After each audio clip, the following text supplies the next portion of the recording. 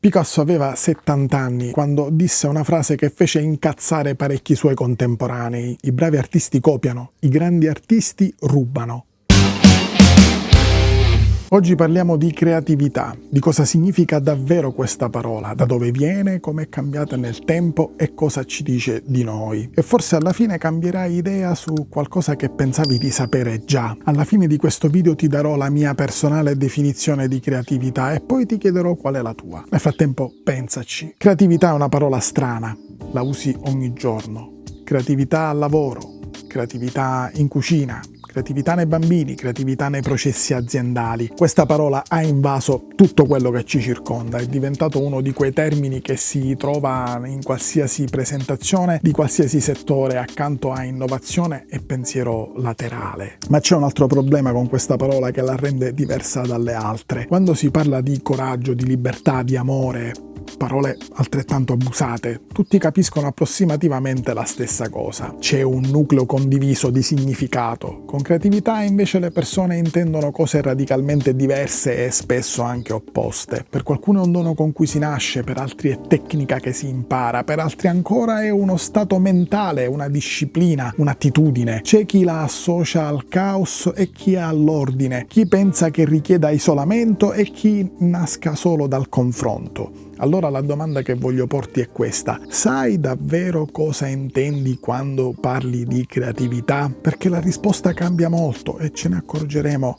durante questo video. La parola creatività in italiano arriva dal latino creare, che significa generare, produrre, far nascere qualcosa. Il verbo latino è imparentato con crescere e secondo alcune ricostruzioni etimologiche con la radice indoeuropea ker, che indica proprio l'idea di crescita, di aumento di qualcosa che si sviluppa nel tempo. In origine creare era quasi esclusivamente un termine teologico, era la prerogativa di Dio. Dio crea, gli uomini costruiscono, fabbricano, compongono, inventano, ma non creano, perché creare dal nulla era un'azione divina. Creatio ex nihilo, dicevano i teologi antichi medievali, la creazione dal niente. Questa distinzione ha tenuto per secoli gli artisti in una posizione ambigua. L'artigiano medievale non si considerava un creatore, era uno strumento, eseguiva, interpretava, al massimo canalizzava qualcosa che veniva dall'alto e poi lentamente nel corso del Rinascimento succede qualcosa di importante. Il primo cambiamento vero arriva con gli artisti italiani del 400 e del 500, quando la parola ingenium comincia a circolare con un peso nuovo. Non è ancora creatività nel senso moderno, ma è il riconoscimento che alcuni individui hanno qualcosa di speciale nella mente, una capacità di vedere connessioni, di produrre forme, di concepire cose inedite e originali. Giorgio Vasari nel Cinquecento è il primo a scrivere biografie di artisti trattandoli come geni individuali. Vasari usa sistematicamente il termine ingegno e parla apertamente di divina grazia come qualità personale dell'artista. Non è ancora una laicizzazione completa, ma è un passo avanti enorme. Il talento creativo appartiene all'individuo, non solo a Dio. Da quel momento in poi la strada è aperta. Il romanticismo qualche secolo dopo completerà l'operazione. L'artista diventa il nuovo sacerdote, il creatore per eccellenza, il genio solitario che produce bellezza a partire dal suo interno. E con il romanticismo nasce anche il mito che ancora ci portiamo dietro, la creatività come lampo, come folgorazione improvvisa, come qualcosa che arriva mentre fai la doccia o mentre sei seduto sul water o anche mentre cammini in montagna, qualcosa che non puoi controllare né insegnare. Questo mito è molto bello, ma è anche piuttosto fuorviante. E qui voglio raccontarti una storia vera che trovo illuminante ogni volta che ci penso. È una storia di cui abbiamo già parlato altre volte in questo canale. Nel 1816 Mary Shelley aveva 19 anni e si trovava in Svizzera con alcuni amici, tra cui Lord Byron e il suo medico. Era un'estate stranamente fredda. Il 1816 è noto nella storia meteorologica come l'anno senza estate, causato dall'eruzione del vulcano Tambori in Indonesia, che aveva oscurato il sole a livello globale. Tanta pioggia, freddo fuori stagione e un gruppo di persone rinchiuse in una villa sul lago di Ginevra. Lord Byron propose una gara. ognuno avrebbe scritto una storia dell'orrore. Mary Shelley ha raccontato più volte di avere cercato un'idea per giorni senza trovarla.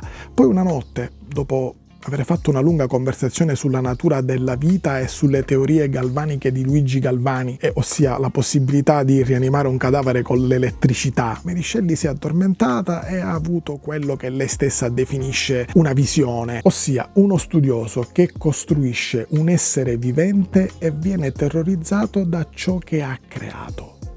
La storia di Frankenstein nasce da un sogno. Questo è il racconto ufficiale raccontato da Mary Shelley, ma se leggi la vicenda con attenzione capisci che quel sogno era arrivato dopo giorni di conversazioni intense sulla scienza, sulla filosofia, sulla vita, sulla morte. Quel sogno era arrivato dopo letture e discussioni serali con alcune delle menti più brillanti e più vivaci dell'epoca, dopo che la sua testa era stata saturata di materiale.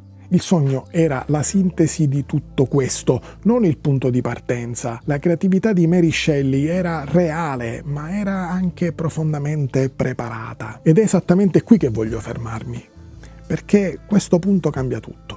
La creatività non è un lampo che cade su chi è stato scelto.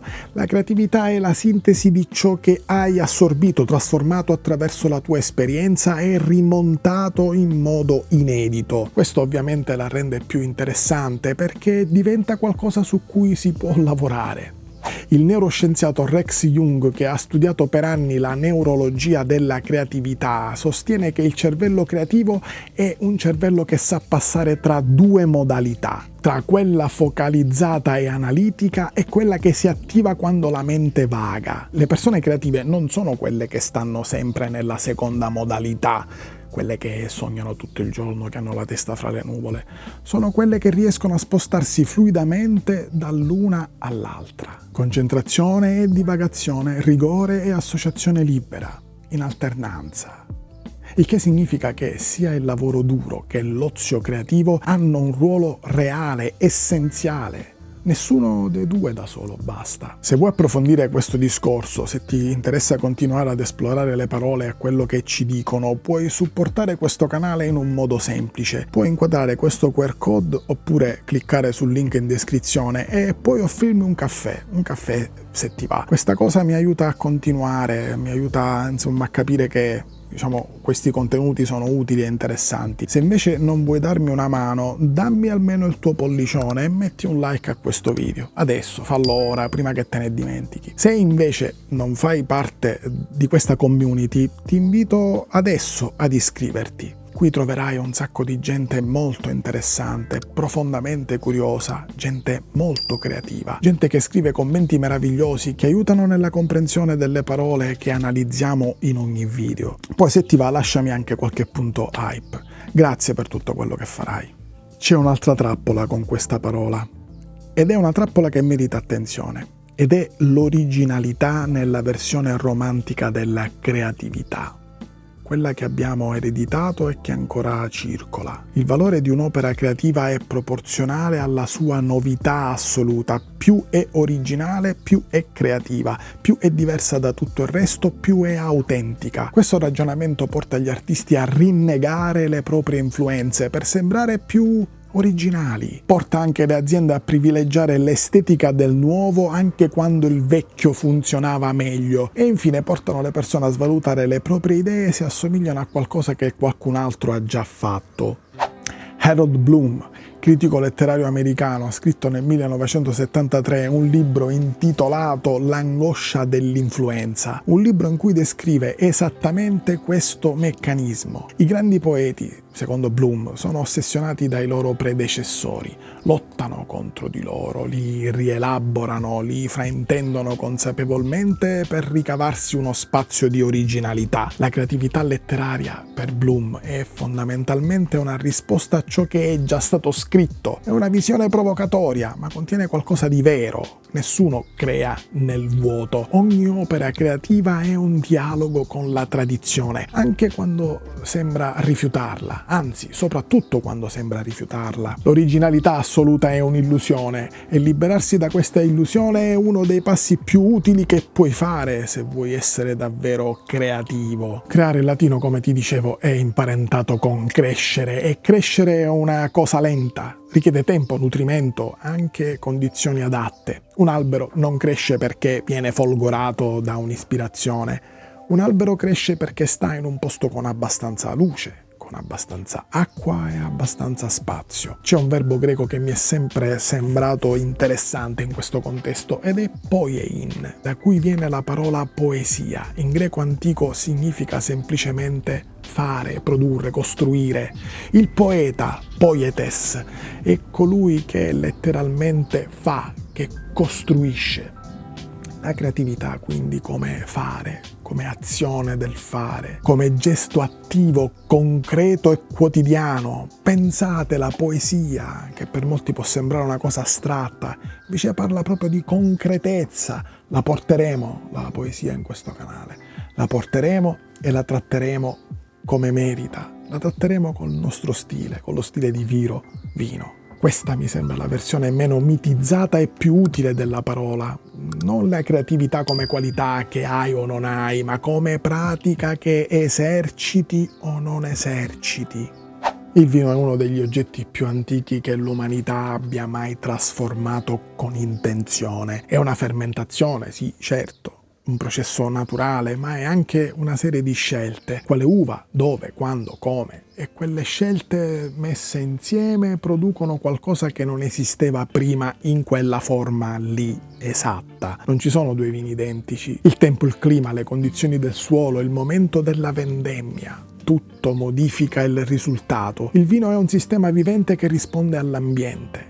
Il vino è un sistema vivente che risponde all'ambiente, te lo scrivo qua. E questa, se ci pensi, è un'ottima descrizione della creatività. Un processo che usa elementi che esistono già, la vigna, il territorio, la tradizione, e poi li trasforma attraverso l'intenzione e la cura in qualcosa che non era mai esistito prima, qualcosa di irripetibile. Creatività in fondo è questo, avere un punto di vista abbastanza forte da lasciare traccia in quello che fai. Prima di chiudere voglio dirti una cosa che potrebbe sembrarti ovvia ma che trovo spesso dimenticata. La creatività ha bisogno di essere esercitata in condizioni di relativa libertà dall'autocensura. Cosa vuol dire? Questo non significa assenza di giudizio, il giudizio è fondamentale ed entra nella fase in cui editi, selezioni, raffini, ma nella fase di generazione, quando nasce un'idea, il giudizio, quello interno, quello che ti dice subito questa è una stupida idea, ecco, quello è il principale nemico della creatività. Teresa Amabile, professoressa della Harvard Business School, ha dedicato decenni di ricerca a capire cosa distrugge la motivazione creativa nelle organizzazioni e la risposta, in estrema sintesi, è che a uccidere la creatività sono soprattutto la sorveglianza eccessiva, la valutazione prematura e la pressione esterna verso il risultato. Quando le persone sentono che ogni loro gesto verrà giudicato immediatamente, smettono di rischiare e senza rischio non c'è creatività. Questo vale per le aziende, vale per le scuole, vale per te quando stai davanti a un foglio bianco e aspetti che l'idea sia già finita prima di cominciare a scriverla. Il foglio bianco si riempie scrivendo. Anche male.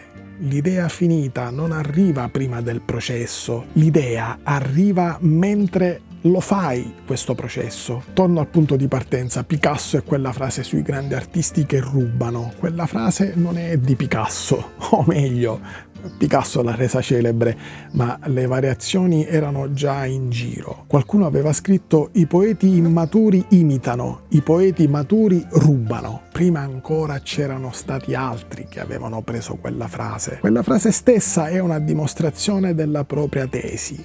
E questo mi sembra un buon modo per chiudere il cerchio. La creatività non nasce da una mente vuota che produce dal nulla. La creatività nasce da una mente piena che rielabora, che prende, trasforma, ricombina e restituisce in forma diversa. Il talento originale esiste, ma da solo non basta. Quello che basta è continuare a fare, a riempire la mente di cose buone, continuare a lavorare anche quando non senti di ispirazione. Un'ultima cosa, se questo video ti ha dato qualcosa, se ti è piaciuto quello che abbiamo portato oggi su Viro Vino, puoi offrirmi un caffè inquadrando questo QR code, oppure puoi farlo direttamente dal link in descrizione. Metti un pollicione a questo video, iscriviti per entrare nella meravigliosa community di Viro Vino, lascia qualche punto hype, quello che vuoi. Se vuoi dirmi quale parola vuoi esplorare nel prossimo video, lasciami un commento. All'inizio del video ti ho promesso la mia definizione di creatività e io ti chiedo di lasciarmi la tua definizione di creatività. Comunque questa è la mia definizione di creatività. La creatività è trasformare esperienza, conoscenza e immaginazione in qualcosa che abbia significato.